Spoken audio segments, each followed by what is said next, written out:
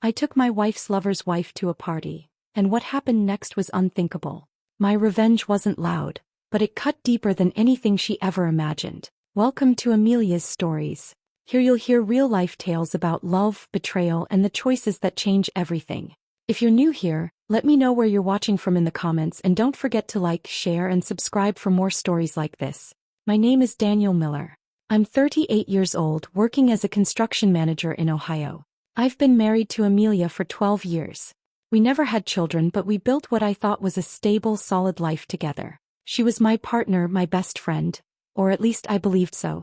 Over time, small things began to eat away at that trust. Late nights at work, dinners, phone calls she answered in the other room, and a new distance between us that I couldn't explain.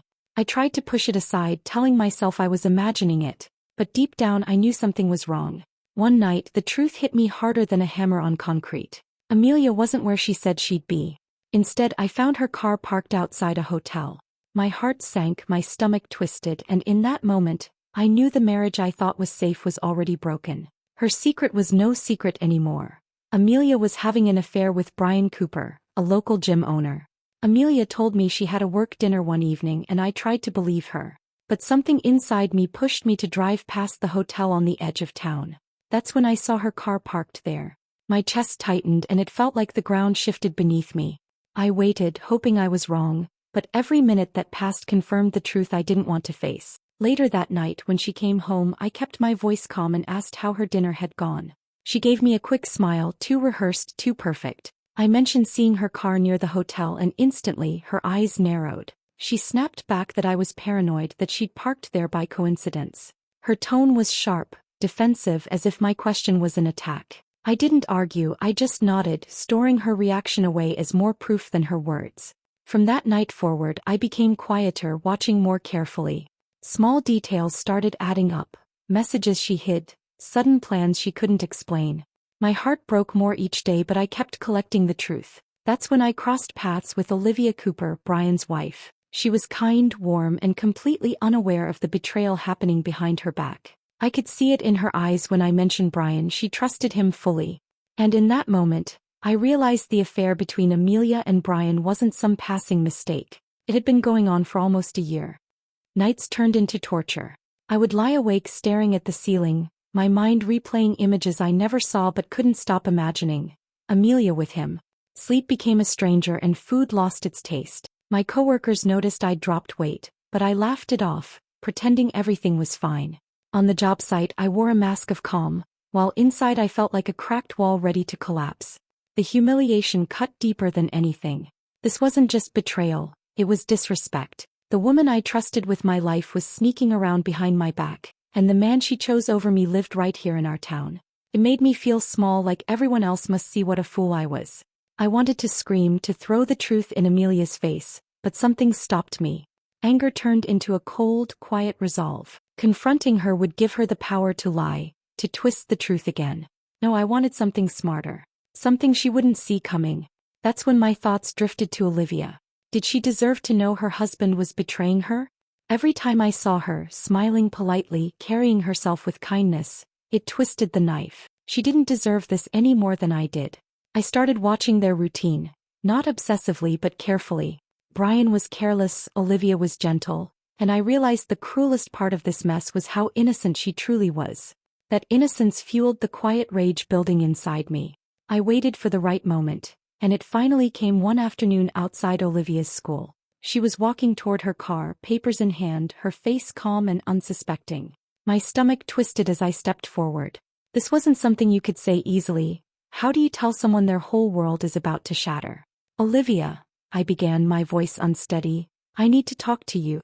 It's about Brian. She looked at me with polite curiosity, then concern when she saw the strain in my face. For a second I almost backed out, but the words forced their way through. He's been seeing my wife, Amelia. Her reaction crushed me. First came the confusion, then the shaking of her head.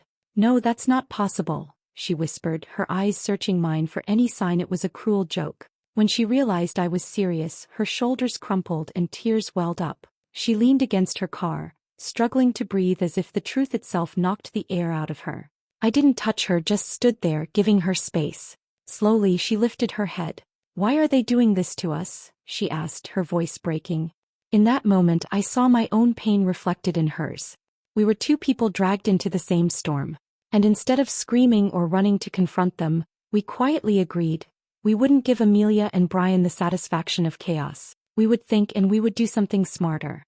When the shock of truth finally settled, I knew I didn't want rage to guide me. Shouting or throwing things would only make me look weak, while Amelia and Brian would find some excuse to cover themselves. What I wanted was different. I wanted them to feel the weight of what they had done without me ever raising my voice. Sitting with Olivia, I shared my idea. We don't need to fight them head on, I said quietly. They'll destroy themselves if we give them the right push. She looked unsure at first, twisting her hands in her lap. Daniel, I don't know if I can face them, she admitted. But then after a long pause, her eyes hardened. No, you're right. They deserve this. That's when I told her about the company party coming up. It was formal, filled with coworkers, clients, and of course spouses. Amelia would be there and Brian would surely tag along. Come with me, I said. Not as proof, not as drama, just as my date. Let them see what we know without us saying a word. Olivia hesitated but eventually nodded. If I do this, it's not for him. It's for me. From that moment the plan took shape. We thought through every detail. Our entrance, the way we'd interact, the little gestures that would paint us as a united front. We didn't need accusations or scenes. All we needed was to stand together and let the truth unravel right in front of them. As the night of the party drew closer, my nerves grew heavier. At work I tried to focus on blueprints and deadlines, but all I could hear was the pounding of my own heartbeat. I kept imagining Amelia's face when she saw me walk in with Olivia, and the thought filled me with both dread and anticipation. Meanwhile, Olivia was transforming. She told me she went to a salon, had her hair styled, and bought a dress that made her feel bold instead of broken. When I finally saw her that evening, I almost didn't recognize her. She wasn't the wounded woman I had met weeks before. She looked radiant, full of quiet strength. I picked her up, and as she stepped into the car, the air between us shifted. There was tension, yes, but also a flicker of something lighter, almost like excitement. We practiced how we'd carry ourselves, holding hands naturally, sharing small laughs, leaning in close as though we had been together for weeks. The more we rehearsed, the easier it became, almost too natural. As we drove, I glanced at her, catching the determination in her eyes. She wasn't doing this out of spite. She was reclaiming her dignity. And in that moment I realized something unexpected. I wasn't just plotting revenge anymore. Somewhere in the middle of planning, a strange connection had begun forming between us. Something fragile but undeniable. Whatever happened at that party, we were stepping into it together. The ballroom glowed with soft lights, the sound of clinking glasses and laughter filling the air. People in suits and dresses gathered in small groups, greeting each other with handshakes and smiles. I walked in with Olivia on my arm, her confidence radiating like she had done this 100 times before. Heads turned as we passed, and I could feel the weight of curious stares. Almost immediately I spotted Amelia across the room. The moment her eyes landed on us, her smile faltered. Her jaw tightened, and though she tried to recover, the shock was written all over her face. Brian, standing beside her, shifted uncomfortably, his forced grin slipping as his gaze darted between Olivia and me. We moved through the crowd gracefully, Olivia leaning closer, laughing softly at something I said. She played her role so perfectly that even I had to remind myself it wasn't real. Her presence drew admiration, and I could see Amelia's panic growing with every passing second. Finally, Amelia couldn't hold back any longer. She made her way toward us, her lips curved into a polite smile that didn't reach her eyes. Daniel, she said sweetly, you didn't mention you'd be bringing someone. Before I could respond, Olivia stepped forward, extending her hand with a warm, flawless smile. Hi, I'm Olivia. Daniel's date. The words landed like a quiet bomb. Amelia froze, caught between keeping her composure and the fear that her carefully guarded secret was slipping into the open.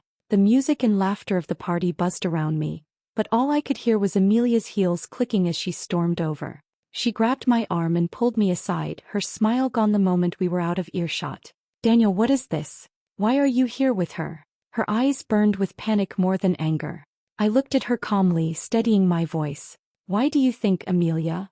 I didn't spell it out, didn't give her the chance to deny or twist. Just those words were enough. Her lips parted and she froze like someone had pulled the rug out from under her. Before she could recover, Brian appeared, trying to smooth things over. He forced a smile, placing his hand on Amelia's back. "Let's not make a scene," he muttered. But Olivia wasn't about to stay silent. She stepped forward, her expression cold as ice. "Oh, don't worry, Brian. A scene isn't necessary. Everyone here already knows how committed you are to yourself." The words slipped out sharp as glass, and a few co-workers nearby exchanged shocked looks.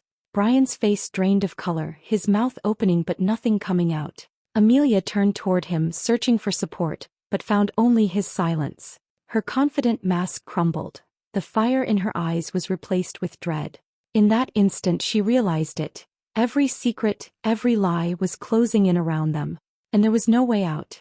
The drive home after the party was heavy with silence, broken only by Amelia's frantic voice. She tried everything, first soft excuses, then angry accusations, then desperate promises. "It wasn't what you think," she pleaded, her hands gripping her knees. I kept my eyes on the road, refusing to feed into her words.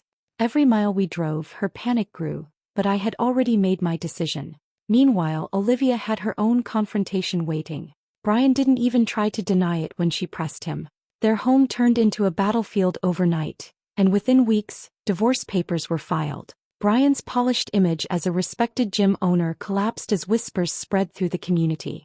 Amelia tried to cling to me, showing up in tears, begging for forgiveness, swearing it was just a mistake. But the months of lies had already burned away every trace of trust. I contacted a lawyer, and soon after I filed for divorce.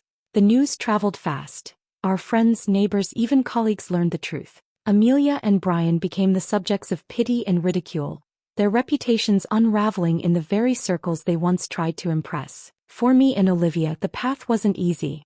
We were still carrying wounds, scars that wouldn't fade overnight. But in each other's company, there was a sense of understanding no one else could give us. Slowly we began to heal, not as victims, but as two people who had survived betrayal and found strength together. Looking back, I realized revenge never needed to be loud. It wasn't about shouting in the middle of a fight or smashing things in anger. The most powerful revenge was silence, letting Amelia and Brian carry the weight of their own choices until it crushed them. Their lies became their prison, and all I had to do was step aside and watch. In the months that followed, Olivia and I leaned on each other. At first, it was just shared pain that connected us. Late-night talks, quiet coffee meetings, and the comfort of someone who understood the same kind of heartbreak. But slowly that bond deepened. She became the person I could trust, the one who reminded me that betrayal didn't mean the end of everything. When we finally began dating for real, it didn't feel like revenge anymore. It felt like starting over, stronger and wiser. Together we built something honest out of the ashes of lies. Amelia, on the other hand, was left standing in the wreckage of her own choices. She lost me, lost her image, and worst of all, lost the power she thought she had. In the end, it came down to this. I didn't just take my wife's lover's wife to a party. I took her into a new life, and left Amelia drowning in the lies she created.